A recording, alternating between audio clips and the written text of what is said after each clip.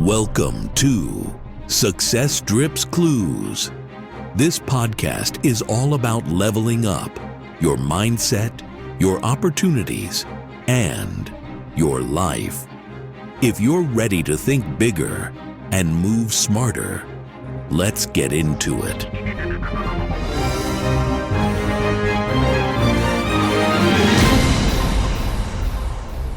How to win a fight with your spouse every time. How many times have you been in a fight with your spouse and wished for an easy button?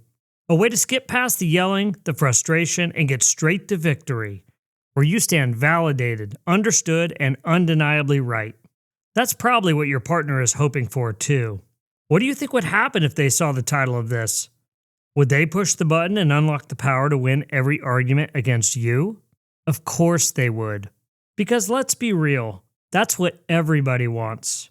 But what does winning actually look like? If you think it's standing victorious while your partner sulks in defeat, congratulations, you're playing an independent game in a team sport, and that's why you and your team keep losing. For the sake of integrity and repairing the trust I just shattered by lying to you about winning every time, let's define what winning actually means in a healthy relationship. Winning isn't proving your partner wrong. It's not turning a disagreement into a courtroom where you prosecute every mistake they've ever made. Winning means both of you walk away with something that actually matters, an outcome that strengthens the relationship instead of weakening it. It means intentionally solving problems together instead of making new ones. It means handling fights in a way that builds the relationship instead of breaking it. A relationship will have fights. It's inevitable. But if you do this right, every fight leaves you stronger, not further apart. Fights become rare, communication gets easier, and love feels effortless. Most people wait until they're in the middle of a fight to figure out what's acceptable and what's not. That's a terrible strategy. Boundaries should be set early and reinforced often. If your idea of a healthy relationship doesn't include yelling, personal attacks, or dragging past fights into every argument, that needs to be clear from the start. If one of you thinks stonewalling is an acceptable way to handle conflict while the other needs communication to feel connected, you're setting yourselves up for failure. Having these conversations ahead of time is like setting ground rules for a fair fight. It won't stop every argument, but it will stop a bad one from turning into a disaster. Here's a personal story. When my wife and I were just dating, I already knew one thing for sure. I didn't want to repeat the broken relationship patterns I'd seen growing up. My parents had 6 marriages between them, and those examples left me with more warnings than roadmaps. So long before we ever said I do, we did something that still pays off today. I bought a book called Why Men Don't Listen and Women Can't Read Maps by Barbara and Alan Pease. We took turns reading sections aloud. That book forced us to talk about things that we would have never brought up during the infatuation stage. Things that would have blindsided us later if we hadn't addressed them up front. Some conversations were easy, some were uncomfortable, and some were downright treacherous.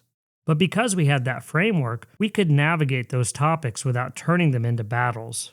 We learned how we communicated differently. We laughed through the awkward moments.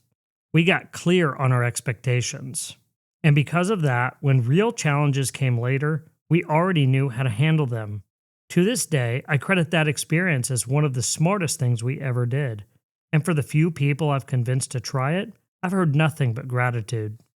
Unless you're with a cartoon villain, your spouse isn't waking up thinking, how can I ruin their day? But when emotions are high, it's easy to act like they are. Miscommunication, stress, exhaustion, all of it makes you more likely to assume the worst. And when you go into a fight thinking your partner is against you, you act like it. And when you act like someone's against you, they stop trying to fix the problem and start defending themselves instead. Most fights aren't even about what actually happened. They're about the story you're telling yourself in your head. Your partner forgot to text when they were late. In your head, they don't respect you. They don't care. They're being selfish. In reality, maybe they were stuck in traffic, dealing with bad news, or rushing home to get to you. See how easy it is to twist a situation into an attack that never actually existed? Instead of assuming they're trying to hurt you, assume they're doing their best under the circumstances. When you give them the benefit of the doubt, fights don't escalate, they actually get solved. You'll be amazed by how many fights disappear before they even begin. Ever been in a fight where something from 5 months ago suddenly becomes today's problem? Or are you the one pulling out old receipts? Bringing up past gotchas is like playing poker but keeping extra cards up your sleeve for later. It's emotional hoarding. You stockpile every mistake they've ever made, waiting for the perfect time to throw it in their face. Why? Because it's easier than dealing with the real issue. Because blaming them means you don't have to own your own part. Because it keeps the focus on what they did wrong instead of what you could do right. You're not resolving anything when you do this. You're just making sure every fight comes with a bonus round of resentment. If something from the past is still bothering you, address it outside of an argument. If you only bring it up when you're losing, it's not an issue, it's ammo. Want to shut down an argument before it spirals? Say this: I hear you. Not you're right, not I agree, just 3 words. I hear you. Listening doesn't mean surrendering your perspective. It's not waving a white flag. It's just acknowledging that your partner's feelings exist because they do. Here's an example. Your spouse says, "It really hurt when you made that joke about me in front of our friends." Your first instinct? Defend, explain, make it about you. "I didn't mean it that way. Everyone was laughing. You're overreacting." What they hear? Your feelings are wrong. Instead, try this. I hear you. That wasn't my intention. But I see why it upset you. I'll be more careful next time. I'm really sorry I hurt your feelings. See what just happened? You validated their feelings without rolling over. Now, instead of arguing about whether they should feel hurt, you're actually solving the problem. And what's left for them to say? Nothing nasty. That's for sure. I'd agree with you, but then we'd both be wrong. Oh, you think you're clever? Dropping a line like this might feel like a mic drop in the moment, but in reality, you're not fighting to fix anything. You're fighting to win, and that's why your team keeps losing. Fights aren't about scoring points. If you're treating disagreements like a debate club where you must come out victorious, you're missing the point entirely. A better line? I'd agree with you, but then I'd be ignoring what I actually feel. Still direct, still firm, but now, instead of playing defense, you're actually making room for a real conversation. Not every rattle to your ego, delayed text, or dirty dish is a declaration of war. But if you treat it like one, don't be surprised when your relationship turns into a battlefield. You don't want to be the person who turns every minor inconvenience into emergency. If everything's an issue, nothing is. The more pointless fights you have, the more exhausted you both get. Eventually, they stop engaging, not because they don't care, but because they're tired of fighting over nonsense. Save your energy for the battles that actually matter. Then, when you do push back, they'll know it's serious. Before you walk away from an argument, ask yourself, did I fight to win or to understand? Did I assume the best of my partner or the worst? Did I make it easy for them to repair or did I make it harder? Did I try to solve the problem or just prove a point? Did I let my pride take the lead or did I prioritize the relationship? If you got it wrong, fix it. If they got it wrong, give them space to fix it. Because at the end of the day, the only real win is a stronger relationship. Life throws enough punches. You don't need to throw more at each other.